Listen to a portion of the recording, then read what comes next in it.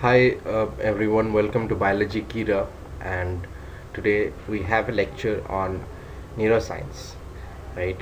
Um, so we know that the neuroscience deals with nerves and the nervous system and all the functions and the structure and the manifestations of these systems all over the body. Now, the main thing, the primary topic that comes up when we talk about neuroscience is the nervous system. Nervous system. So, the word nervous is an adjective which comes from the word, say, nerve, right? What is a nerve? Nerve is a cell which transmits information, which can carry information. It can receive information, it can send the information to a new place, it can transfer information from a particular part of the body to another part of the body. Now, why do we require a nervous system, right? So that should be one of the most basic and fundamental questions that one may ask in the given scenario. So the function of the nervous system is, number one, sensory. We all know that we have an interaction with our environment, so we must know when it is hot or when the environment is not suitable for our survival. All these kind of information come around from the environment to our uh, brain or the thinking mechanism through nerves, and the nervous system is the most important and the primary organ system which facilitates that. Next, the nervous system integrates information, right? So what type of integration of information happens? The sensory information that is available, that is new and comes to the brain or the thinking mechanism, has got a few components, right? It might be what the organism is, how the organism is, who the organism is, and all those information. But then there is also a transient state of the whole nervous system, like the brain at a certain moment is probably thinking of something. For example, you are watching the lecture, you are thinking about the nervous system, and we are dealing with the functions of the nervous system right now. So you have already learned about the sensory function, right? So your brain currently, or as a matter of fact, your nervous system is integrating the information that, okay, I'm sitting in front of my computer or a smartphone screen, and there is a lecture which is happening in which it has already been said that one of the functions of the nervous system is sensory, and right now it is being said that another function of the nervous system is integration. So this whole process happening right now in your brain is integration. And then we move on to the most uh, visible and manifested function of the nervous system, that is the motor functions. So what happens in a motor function is that the brain along with the spinal cord, which have divisions into gray matter and white matter. I'll come to them very soon. But those organs, those parts of the let's say regions of the nervous system, have the capacity of coordinating, stopping, starting, initiating, uh, and looking after the motor activities of the organism, right? So how does that happen? Again, there are nerves, as I said, is the integral part of the nervous system. There are neurons, which neurons or nerves, there's a slight difference between these two terms. We'll come to that as well. So because of these structures, the information from the central nervous system or the autonomous nervous system goes and manifests the physical movement of a certain part of the body. So that is motor.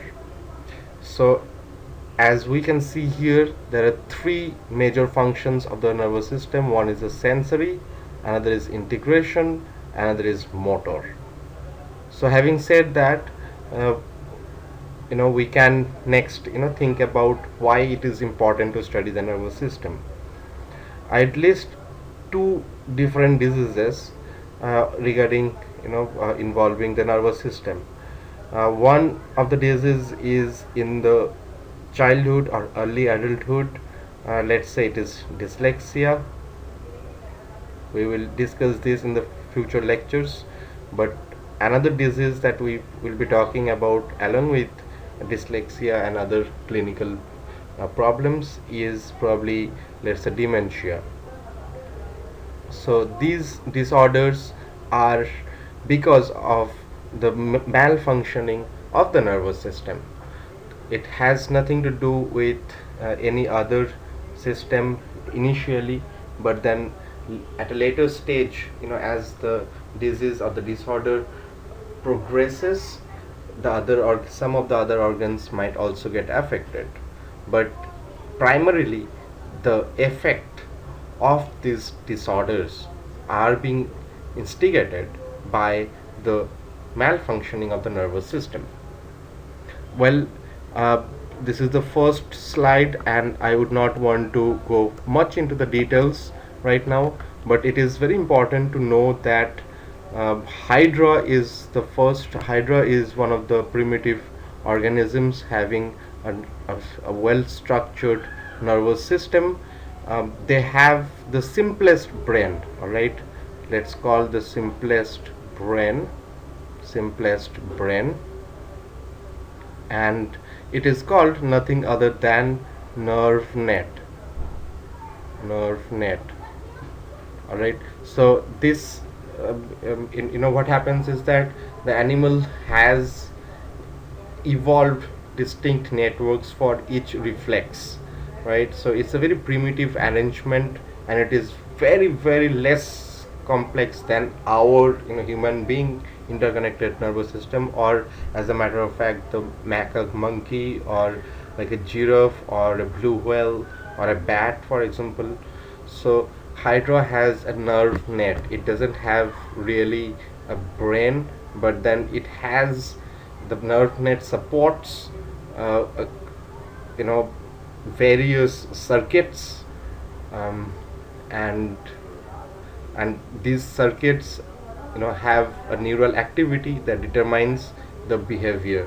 So there is also research which happened uh, on Hydra, which it establishes the fact that one neuron, no neuron was a member of more than one circuit. So if you have one particular circuit, there are dedicated set of neurons which would work in that particular circuit, and that circuitry is connected to the nerve net. All right. So having said that, I would also like to add, that there is something called the diffused nervous system. I'll write down the spelling over here: DIFFUSE, diffuse nervous system. So this nervous system is the most primitive nervous system. In this kind of nervous system, what happens is that the nerve cells are distributed throughout the organism, and usually they lie just beneath the outer epidermal layer, and uh, and they do not have a brain, obviously, because it's very primitive. But there are ganglia, or very small local concentrations of neurons. So the diffuse nervous system is characterized by what we call ganglia. GANGLION. This is the singular form, and if you replace ION by A, it becomes ganglia, which is the plural of ganglion. So these systems are found in cnidarians, like for example the Hydra. The nerve net that is being formed is a is an advanced version of a ganglion. There are many ganglions which together form the nerve net. So these neurons have a mesh-like system of individual and separate nerve cells and fibers which are dispersed over the organism, and the connections occur at various points, and but there is there is no interference of one particular neuron in other circuits. One neuron is dedicated to one circuit. So the transmission in the nerve net is an important point. Is relatively slower as compared to other nervous system, and probably you need to give repeated stimuli to elicit a response at the synapses created by these particular neurons in a nerve net. Now, when it comes to advanced organisms like human beings, or let's say, uh, for that example, for that context, monkeys or zebras or whales, mammals and higher organisms, we do have, uh, we can divide our nervous system into a central nervous system which not only contains the brain but also the spinal cord, right? So the brain and the spinal cord, they have a clear distinction of gray matter and white matter, in which the arrangement of the neurons is done in such a way that all the cell bodies are together and all the axons are together. So the axons are usually white in color because they do have a myelin sheath. I'll come to all of these things later in this lecture, in this particular lecture, but it's very important to remember that white matter consists of axons and the gray matter consists of cell bodies. That's all I want you to take away from this particular sentence, saying that the CNS contains brain and the spinal cord. The peripheral nervous system, on the other hand, this contains all the nervous system components that are outside the brain and the spinal cord. So for example, your motor nerve, or probably the vagus nerve, or for that, there can be a nerve which controls the lungs, getting inflated and deflated, the movement of the diaphragm, and more specialized neurons which take care of more complex body functions, for example ovulation or hunger or something like that. So these are peripheral nervous systems, and as everything is connected, we do have something called the autonomic nervous system. The autonomic nervous system is the ANS, which contains both the central nervous system and the peripheral nervous system. So the autonomic nervous system contains, as you can see, efferents to smooth muscles and organs, efferents from cranial nerves and the spinal cord. So this is an introduction to the nervous system. Let's move on to the next slide. See what we have. We now directly jump into the human nervous system because it is one of the most complex nervous systems around. The nervous system arrangement provides such a scenario that we do have various opportunities of we can go ahead and have a huge amount of intelligence and also conduct a wide spectrum of activities, and everything more or less is controlled by the brain and the spinal cord. So this is a human brain over here. When an organism is developing as an embryo, so as you can see, the frontal part of the brain, this is the forebrain over here, there is a midbrain over here, and this is the hindbrain over here. So the most important point that you should take from this slide is, which I want you to understand from this slide, is this is the position, the relative position of the brain parts. There are n number of different brain areas, and we still do not know how many, how big the actual number of brain regions might be. The researches are still going on in various laboratories all over the world, in research centers and in clinicals and at clinical settings as well. But right now, for this particular slide, I would want you to concentrate on this particular area over here, which I have colored with a brown ink. This part is called the cephalic flexure. What does a cephalic flexure mean? It means the area between the forebrain and the midbrain. And why is it important? Because the cephalic flexure is being used to demarcate the various areas of the brain. So let's first look into the forebrain. So in the forebrain, the frontal part is called the rostral part. Let's represent it by R. And the the posterior part, the back part, is called the caudal. So this part is the rostral and this part is the caudal, right? We usually say anterior as the frontal part and the posterior as the back, part at the back. So it's called rostral and caudal in this case. And also, along with these, we do have the dorsal and the ventral. So ventral is the inferior part and dorsal is the superior part. So top of the head, you call it dorsal. Front of your head, the forehead, the brain area behind the forehead bone, is the rostral brain. At the back of your head is the caudal, and just over your eyes and the nose, that is called the inferior or the ventral part. That's the ventral most part, right? Now when it comes to, that is true till the forebrain, till the cephalic flexure. But beyond the cephalic flexure, we have the midbrain and the hindbrain. So in the midbrain and the hindbrain, again the rostral part is, when we reach there, the coordinates are not exactly, they are perpendicular to each other, but then they are not exactly same as in case of the forebrain. But then yes, the caudal part of the forebrain, let's say the ventral caudal part of the forebrain.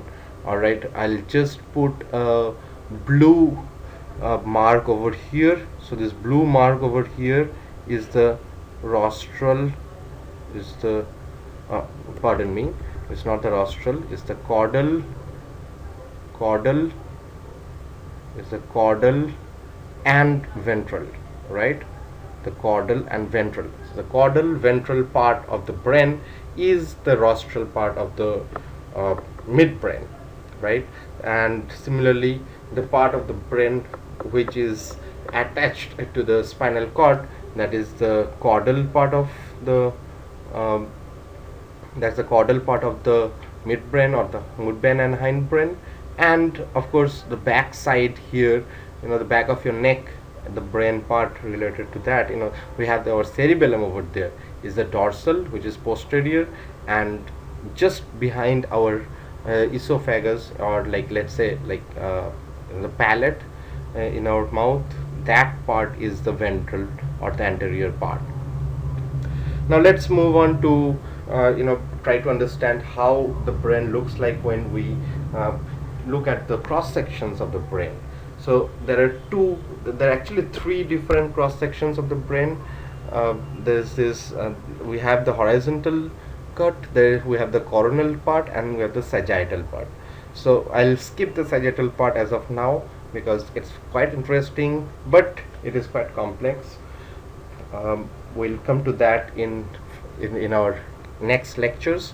But here we do have something called the horizontal cut, right? In the horizontal cut, as you can see, this part of the brain is here. So this is the rostral part, and this part of the brain is here. So this is the caudal part.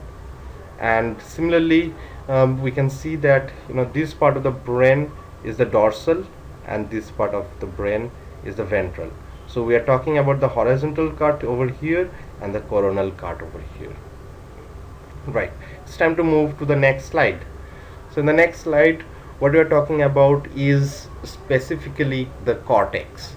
So the cortex has been divided into four different regions based on their functions and position.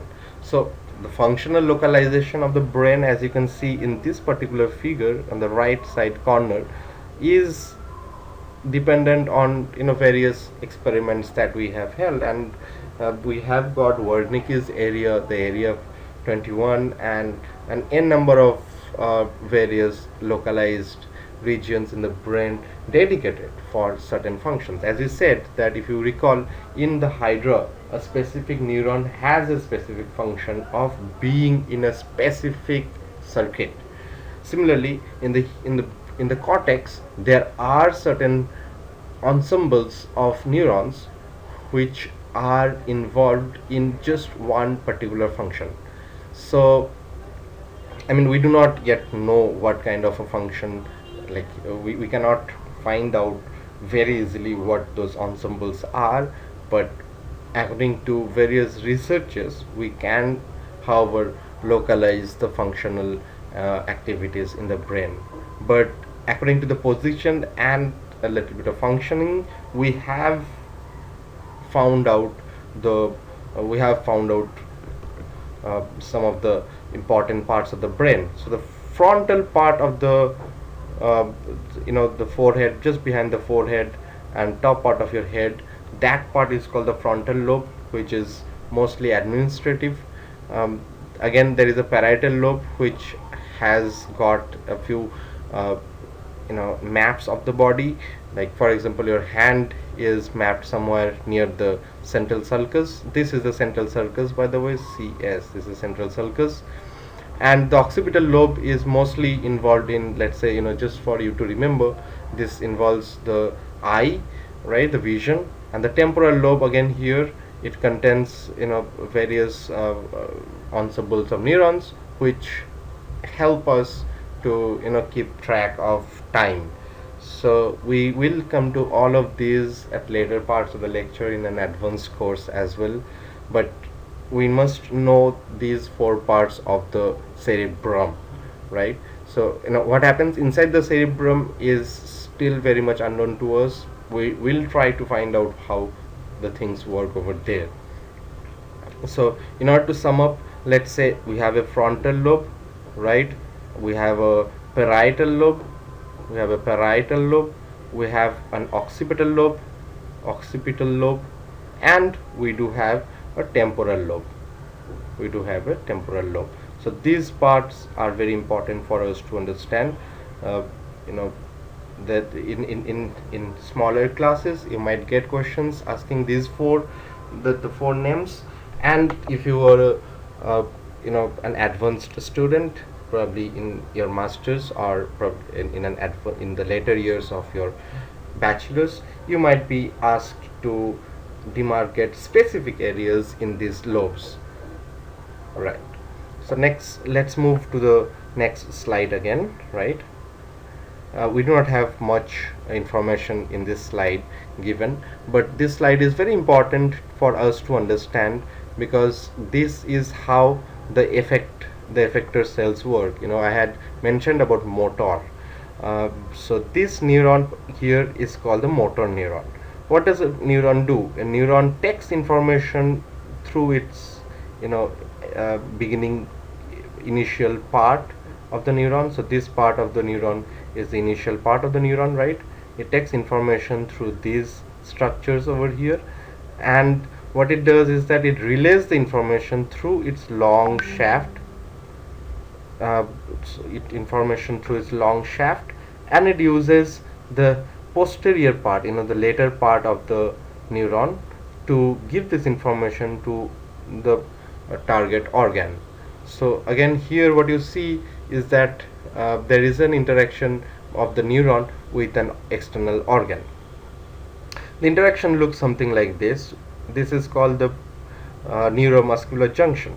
So just to give you a rough idea about what goes on here, we need to understand what a synapse mean. A synapse is a synapse. It is spelled as synapse. A synapse is a place where two neurons meet. So let's say we have got a red neuron, right? I'll just draw a very simple neuron over here. Alright, so let's say like this is the neuron here, this is the body of the neuron. I'll come to the structure of the neuron in a minute. So this neuron, comes, and it ends over here. It's the red neuron, and there is a green neuron which starts from here, which has got a cell body, of course, and it goes somewhere else and gives this information someone else. So this part of the body of the whole system is called the synapse. So this part of it is called the synapse. So what happens in a synapse is that there are neurotransmitters, right? What are neurotransmitters? These are peptides or peptide like proteins, or they are some molecules which are packed in a particular sac, which is called the synaptic vesicle, and these vesicles are basically present in in the neuronal axon endings, right? And what do these sacs do? The sacs, they sometimes break off, right? So there is a sac here which is broken off, and let's say these red things, red let's say these are the neurotransmitter molecules. These are being released, and there is a neuron after that, which has got its dendritic endings, dendrites, aligned in such a way that they would catch these neurotransmitters. Now let's say this is the dendritic, these are the dendritic arborizations, dendritic extensions. This is the cell body, this is the neuron ending over here. So what happens is that there are these neurotransmitters which come from which come from the previous neuron, and they enter or bring about some certain changes in the next neuron. So this is how the neurotransmitter brings about changes in the next cell. This our synapse works. We'll come to each of these details again in the future lectures, but I just wanted to give you an overview of how the nervous system works. Now in order to end this lecture, I would want to draw a neuron in the next slide, but then before that, let me tell you that all neurons are different. A neuron is the structural and functional unit of the nervous system. So the neuron that I'm going to draw now is it's a very simple neuron. I'll first draw the cell body. So let's say this is the cell body, right? It has got a cytoplasm, it has got a nucleus in between. These are the dendrites of the neuron, right? What do dendrites do? They collect information, right?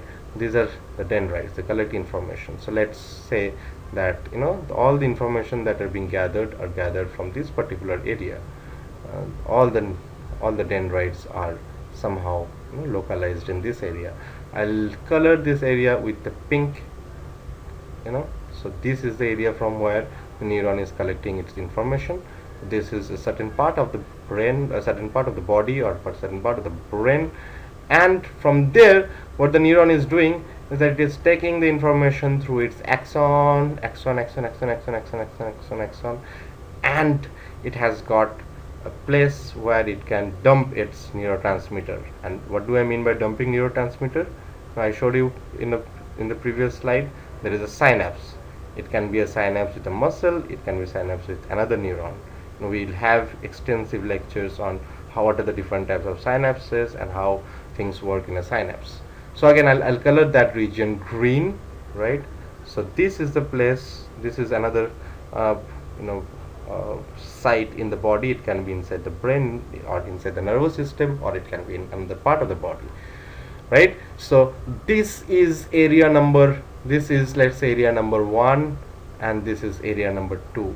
So what does the nervous system, what does a nerve do, what does a neuron do? It transmits information from one part of the body to another part. It's a connective tissue, it's a connective or tissue or connective organ, right?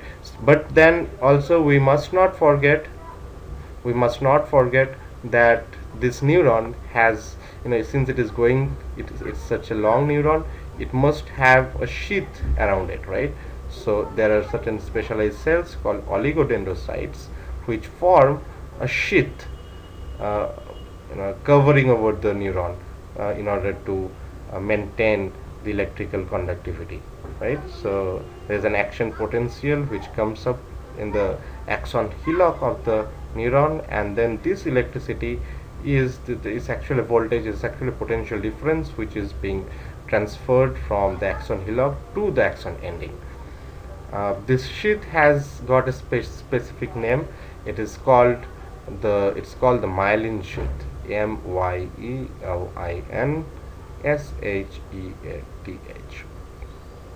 So that's all for now. Thank you for watching, and you must follow Biology Kira in order to have more lectures like this. All the best.